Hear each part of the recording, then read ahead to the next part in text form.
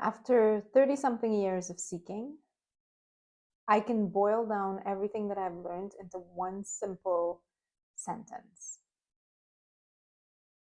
It doesn't matter what you're seeking. I started off seeking connection with God.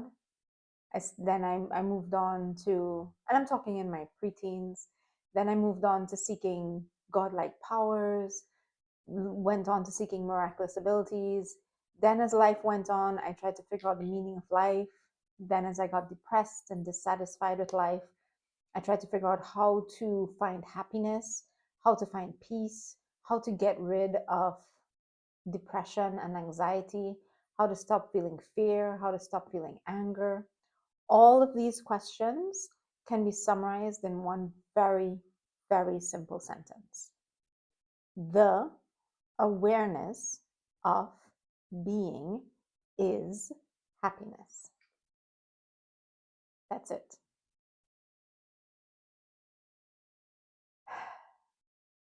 What you are is being.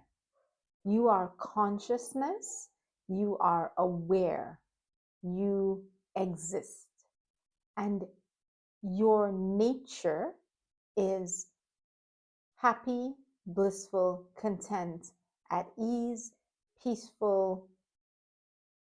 There's no struggle. There's no discontent.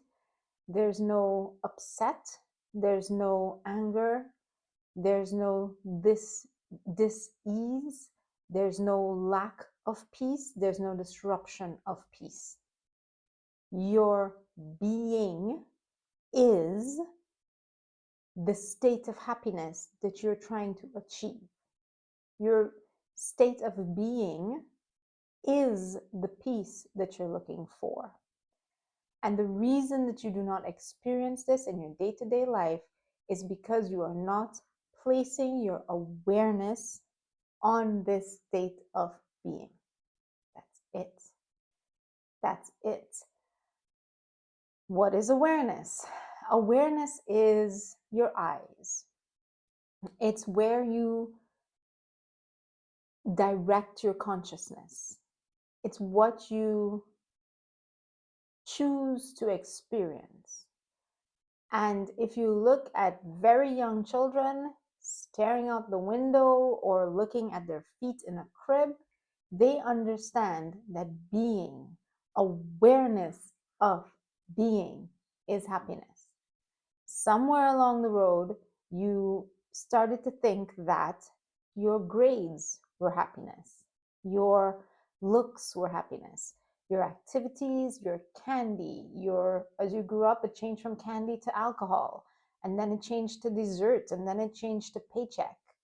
But somewhere you thought that there is a thing that you receive or that you achieve, that you get, that you can show to other people, that will create this state that is a spike above your current state. And that spike is happiness. And that when that spike wears off, because anything that is caused, anything that has a beginning has an end. So if the spike is caused by an event, when the event wears off, the spike wears off. When the spike wears off, you look for something else to cause another spike. And then you just look for, you either have a life that's a series of spikes with big dips in between, or you have a life that is feeling completely sunken or depressed because it's not achieving the spikes. And what you have forgotten is that the state that you are, the state that you came into this world as, the state of consciousness, of the very act of simply being, is the happiness that you're seeking. We're chasing pleasure and we're chasing thrills, and we think that's happiness, but they're actually quite the opposite, because they are something that's added on and therefore can be removed. But the actual unchanging baseline nature of our being, I am sitting here in traffic. I am sitting here watching very unpleasant things happen at a political level, or at an economic level, or at a social level. And I am interested in getting involved, in being one of the people who co-create a different world, and in shifting this and in shifting that. But right now, I am being, and I am being the same caliber of content and the same caliber of peace, regardless of what the external conditions are. I don't have to wait for the next economic cycle or for the next election or for the next social movement for my state of being to change. I don't have to even go from here to there. I don't have to wait for my paycheck. I don't have to purchase something. I don't have to achieve something on my to-do list. I don't need to find someone. I don't need for someone to apologize to me. I don't need for pain to be removed. I have things in my life that I am in the process of processing. But underneath that layer, I am being.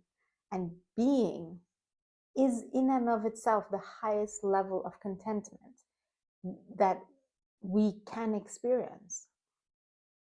And it is always available. It's not available when something happens or when something stops happening. It is available when I place my awareness on it. This is the essence of everything that I teach on this channel. I know a lot of you came to this channel from the Pain Body series.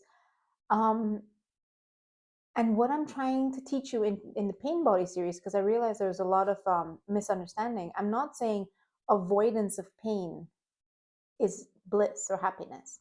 I'm not saying dissociating from pain gets rid of pain. I'm not saying that. I'm saying that there's a fundamental nature within you, a higher level of your experience, of your consciousness, and that is the experience of being. And when you're experiencing being, you're not distracted. Your awareness is not stolen, usurped by the events, pains, and scars of your life. Your awareness is not latched on to something that did happen or something that could happen. Your awareness is right now in this perfect, perfect state of being. And from this perfect state of being, you can look towards what is occurring in the system and you can allow it to occur, understanding that it won't affect you. A storm cloud does not dent the sky. You allow the emotion to run its course and to leave you entirely and to not possess your being and be obsessed with gathering more energy of that nature. Let the fear be fear and let it go instead of letting it be masked fear that wants to create more fear. That's what you have to do. So you have to find the center of being. And it is unbelievably easy to find.